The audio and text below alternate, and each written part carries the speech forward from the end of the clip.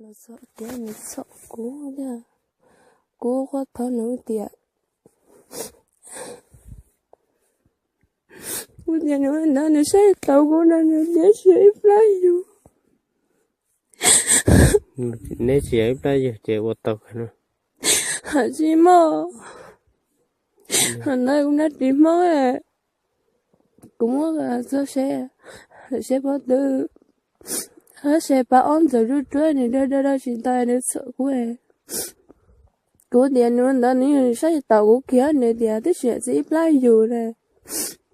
Cô giờ cô khỏe.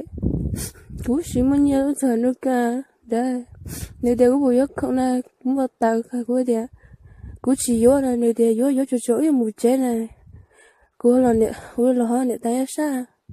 Cô là ít bao lần chứ, kịp lắm á. Cô chỉ là hạ vô chỉ rồi. Là giờ chế này vô là ở bên bắt thà cô này đấy. Cô giờ chế quá khỉ này chính cả này cô đấy. Cũng mà chỉ khéo nữa. Cô giờ cô tuổi này đấy. Như bên nụ cô chỉ khéo này cái. Này đấy. Cô bây chỉ khéo này cái cũng như xe có từ ở chả nè. Cô khéo này cái này đấy này tao chị cô phải cô luôn. Cô phải cô gọi từ chú ấy. Như đấy. Như nó ngắt khéo này cái. Như này chơi cô chỉ chơi xe chơi cô như xe cô phải cô. Như thằng chú bác tao cô phải cô lại. Từ đó bên nó ấy. Rồi từng cái tuần này. Nhá giống một tờ là chơi nhá giống một giọt na. Đó chỉ cho này chỉ bỏ gió bỏ nhẹ. Nhân giống nó lẹ thì do.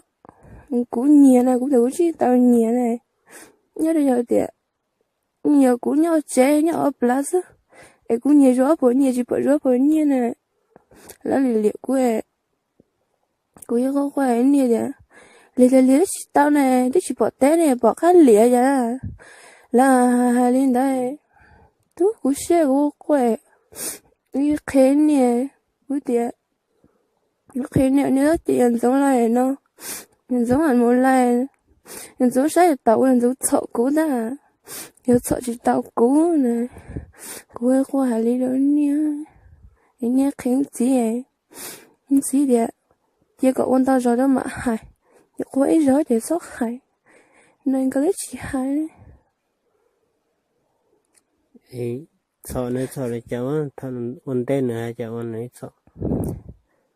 Ôn đây cũng là sådan đó, chứ ôn đâu này đấy, nếu không chơi nếu biết liền, nếu mà chọn đồng lo chọn đồ bồn đó giá, nếu huệ cũng muốn đa na cũng chỉ mong nè, thật là cũng bao cũng sai, cũng tàu cái chế in đũa đấy tôi, thì tàu cái chế tôi này cha cũng để, có mũi biệt to nào cũng để cũng chỉ mong, thì cha cũng để đó nữa hay cũng nào để.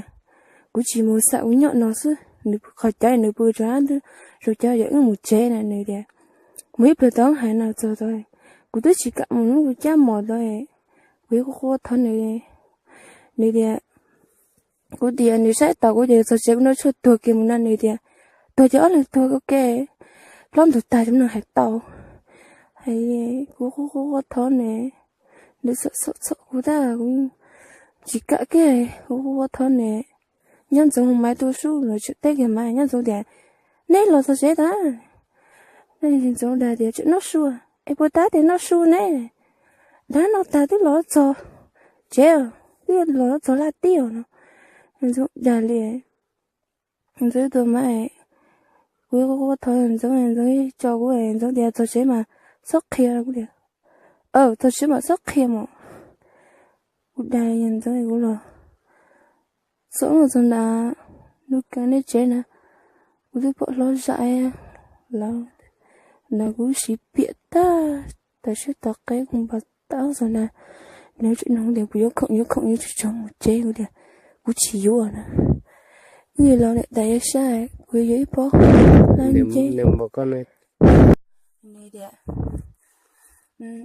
đẹp nhìn giống trông à con nó có sẽ tổng cái có phê này đẹp nó cũng nhẹ cơ nó cái nhân giống mà chứ chỉ có tụi mình có sao khách chế tiện này cũng là do cái nhân giống kế thứ cụ thể gió có nhẹ còn là của em tiền có sao nó cũng sẽ khai nhăn giống này có chỉ khai cũng có tuột cái nó nữa mình xuống nhà nhà đâu có đi giống cho cũng này giống